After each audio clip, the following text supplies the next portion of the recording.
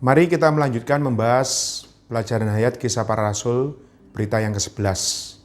Kali ini adalah satu anjuran dari Petrus kepada orang-orang yang digerakkan oleh Roh itu, yaitu orang-orang yang telah mendengarkan bagaimana Petrus menyaksikan yang terutama adalah pekerjaan Tuhan di dalam penghidupannya, kematiannya, kebangkitannya, dan kenaikannya. Karena itu di dalam Kisah Para Rasul pasal 2 ayat 37 dan 38, ketika mereka mendengar hal itu, hati mereka sangat terharu. Lalu mereka bertanya kepada Petrus dan rasul-rasul yang lain, "Apakah yang harus kami perbuat, saudara-saudara?" Jawab Petrus kepada mereka, "Bertobatlah, dan hendaklah kamu masing-masing memberi dirimu dibaptis dalam nama Yesus Kristus untuk pengampunan dosamu, maka kamu akan menerima karunia Roh Kudus." Di sini setelah mereka mendengarkan perkataan Petrus yang penuh dengan terang, yang menjamah, yang menundukkan hati mereka, maka orang-orang saat itu hati mereka sangat terharu. Kata terharu ini bisa berarti tersayat. Ini mengacu kepada satu bahasa asal seperti satu benda tajam yang memotong searah demi searah, sedikit demi sedikit, akhirnya menjadi potongan-potongan yang habis. Ini menunjukkan hati mereka hancur, hati mereka ditundukkan.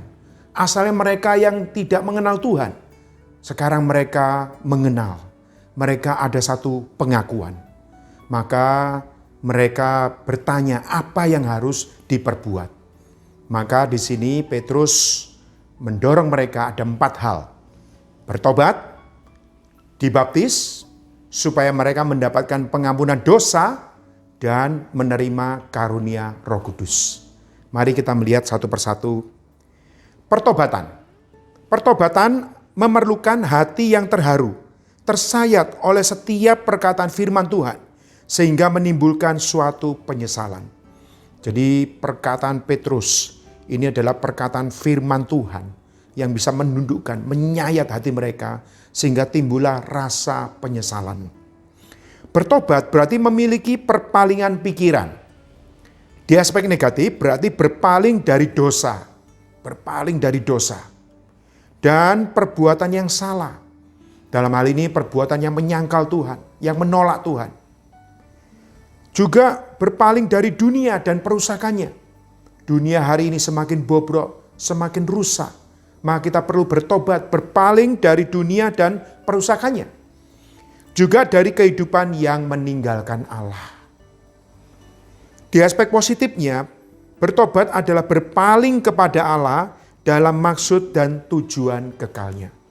Di sini Petrus mengajak orang-orang saat itu bertobat supaya mereka berpaling dari perilaku mereka, dari pengenalan mereka yang lama, berpaling kepada Allah, kepada maksud dan tujuan Allah.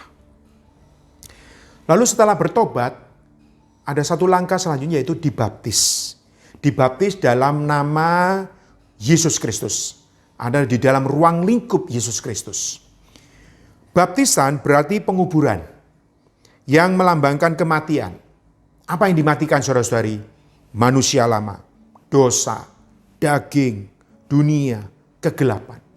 Semuanya ini tidak bisa diperbaiki. Hanya satu jalan, yaitu layak untuk dimatikan. Maka baptisan ini adalah satu pengakhiran, adalah satu penguburan, adalah satu kematian. Dibaptis mencakup masuk ke dalam air dan keluar dari air. Masuk ke dalam air berarti masuk ke dalam kematian dan dikubur. Sedangkan keluar dari air berarti dibangkitkan dari kematian. Jadi siapa yang dibaptis adalah masuk untuk dikubur dan keluar untuk dibangkitkan.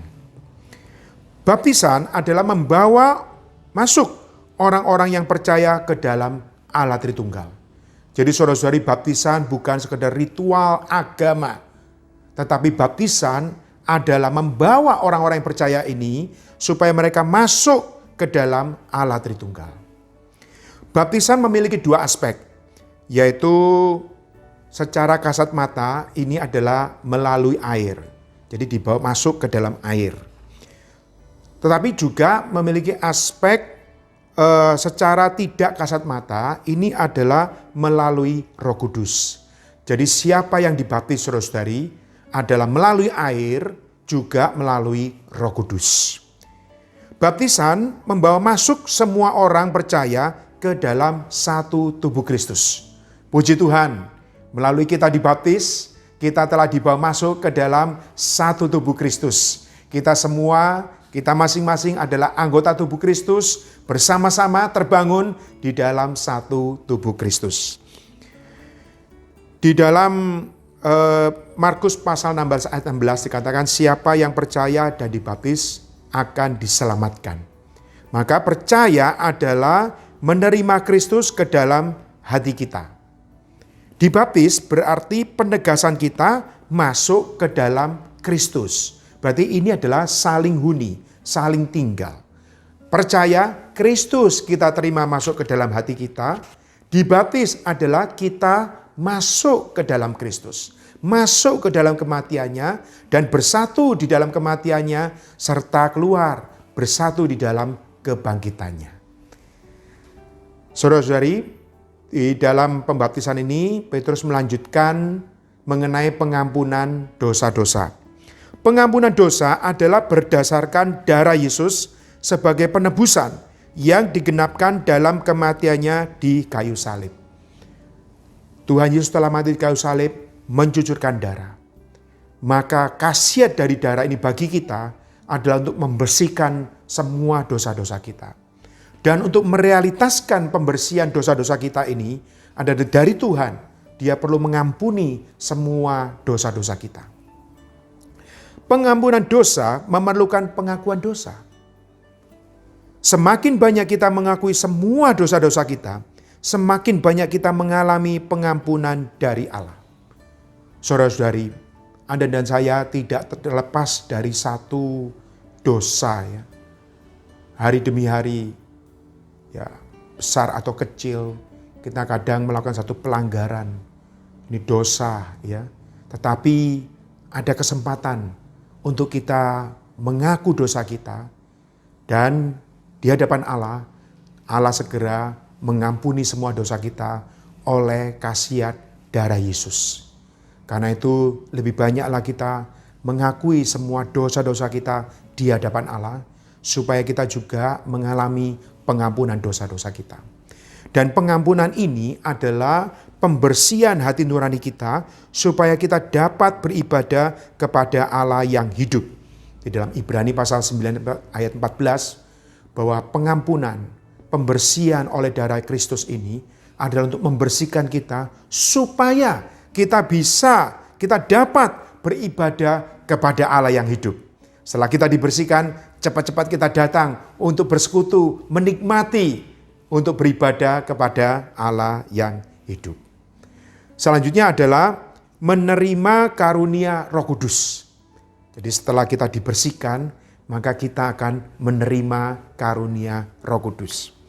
Karunia Roh Kudus sebagai satu-satunya karunia yang diberikan, menghasilkan semua karunia yang disebut dalam Roma 12, 1 Korintus 12, dan 1 Petrus pasal 4. Ada karunia melayani, berkata-kata dengan hikmat, berkata-kata dengan pengetahuan, melayani di dalam firman Tuhan. Semuanya ini adalah karunia yang unik yang diberikan oleh Roh Kudus, menjadi karunia yang kita nyatakan di dalam penghidupan gereja. Roh Kudus yang diterima kaum beriman adalah bersifat esensial untuk hayat dan ekonomikal untuk kuasa. Jadi yang diterima ini, karunia Roh Kudus ini sekaligus memiliki dua aspek. Bukan salah satu saja, tapi dua-duanya. Supaya mereka, semuanya ini sebagai berkat Allah, supaya mereka dapat menikmati segala kekayaan Allah Tritunggal. Di dalam 2 Korintus pasal 13 ayat 13. Semoga anugerah Yesus, kasih Allah, dan persekutuan Roh Kudus menyertai kita semua. Ini adalah satu karunia Roh Kudus yang diberikan kepada kita supaya kita menikmati persekutuan Allah Tritunggal. Lalu karunia Roh Kudus ini juga merupakan satu janji baik kepada orang Yahudi maupun kepada orang kafir. Jadi ini terbuka kepada semua orang tanpa melihat latar belakang, budaya, umur, ya, asalkan mereka mau percaya, mereka percaya dan dibaptis, mereka juga akan menerima karunia Roh Kudus. Sebanyak yang akan dipanggil oleh Tuhan Allah kita. Lalu Petrus juga mendorong mereka semua, ya, orang-orang yang sudah percaya ini, supaya diselamatkan dari generasi yang bengkok ini. Petrus tidak mengatakan supaya diselamatkan dari dosa, tetapi terutama diselamatkan dari generasi yang bengkok ini. Di dalam Kisah Para Rasul pasal 2 ayat 40, dan dengan banyak perkataan lain lagi, ia memberi suatu kesaksian yang sungguh-sungguh. Dan ia mengecam dan menasihati mereka, katanya, berilah dirimu diselamatkan dari angkatan yang jahat ini. Saudara-saudari, di sini kita melihat berilah dirimu. Berilah dirimu ini menyatakan keaktifan. Jadi perlu aktif mempersembahkan diri kita kepada Allah. Di dalam Roma pasal 12 ayat 1, Rasul Paulus juga menasihati supaya kita mempersembahkan tubuh kita sebagai persembahan yang hidup, yang kudus dan yang berkenan kepada Allah. Itu adalah ibadah yang sejati. Maka saudara-saudari, kita perlu secara aktif, perlu mempersembahkan diri kita kepada Tuhan. Setiap pagi saat kita bangun pagi, kita menyeru nama Tuhan. Kita juga perlu ada satu doa, Tuhan, aku persembahkan diriku kepadamu. Aku persembahkan hidupku kepadamu. Waktuku, tenagaku, semua apa adanya diriku, apa yang aku miliki, aku persembahkan kepadamu. Supaya semuanya ini menjadi ibadah yang sejati. Lalu juga diselamatkan oleh Allah. Jadi memberi diri itu secara aktif, diselamatkan itu secara pasif. Artinya perlu membiarkan Allah menggarapkan keselamatannya secara sempurna kepada kita. Jadi ini dalam Filipi pasal 2 ayat 13. Allah yang mengerjakan keselamatan, kita tinggal menerima. Jadi kita memberi diri kita secara aktif, lalu kita secara pasif membiarkan Allah menggarapkan, mengerjakan keselamatannya di dalam kita. Yang mengubahkan hidup kita, yang membawa roh, jiwa tubuh kita semakin diubahkan, semakin diserupakan dengan putranya Yesus Kristus. Lalu Petrus menganjuri mereka untuk diselamatkan dari generasi yang bengkok, dipisahkan dari orang-orang Yahudi yang menolak anugerah Allah. Tentunya Petrus ingin orang-orang yang percaya ini jangan bercampur aduk dengan orang-orang yang tidak percaya, orang-orang yang menolak. Kita juga demikian saudara-saudari, kita perlu mengalami penghidupan yang kudus, yang dipisahkan dari angkatan, dari dunia yang bengkok ini. Kita perlu dikuduskan, dimurnikan di hadapan Allah. Maka terakhir Petrus menekankan bahwa kemenangan Injil ini menaklukkan kira-kira 3.000 jiwa yang percaya dan dibaptis. Saudara-saudari, ini adalah pemberitaan Injil yang kuat, yang menang. Walaupun jumlah 3.000 dibandingkan jumlah orang saat itu tidak sebanding ya. Tetapi kita melihat kemenangan Injil, pemberitaan yang kuat, yang membawa orang-orang bertobat, dibaptis, mengalami pengampunan dosa. Dan akhirnya mereka menerima karunia Roh Kudus dan dipisahkan. Supaya mereka menjadi pasukan untuk meneruskan Injil Kerajaan Allah. Saudara-saudari, dalam situasi belakangan ini, Anda dan saya juga perlu mengalami pengudusan hari demi hari. Supaya Anda dan saya terus dipersiapkan menjadi pasukan, pemberita-pemberita firman. Agar lebih banyak orang-orang di sekeliling kita melihat Tuhan. Mendengarkan perkataan kita, mendengarkan firman Tuhan. Dan akhirnya mereka juga bisa diselamatkan.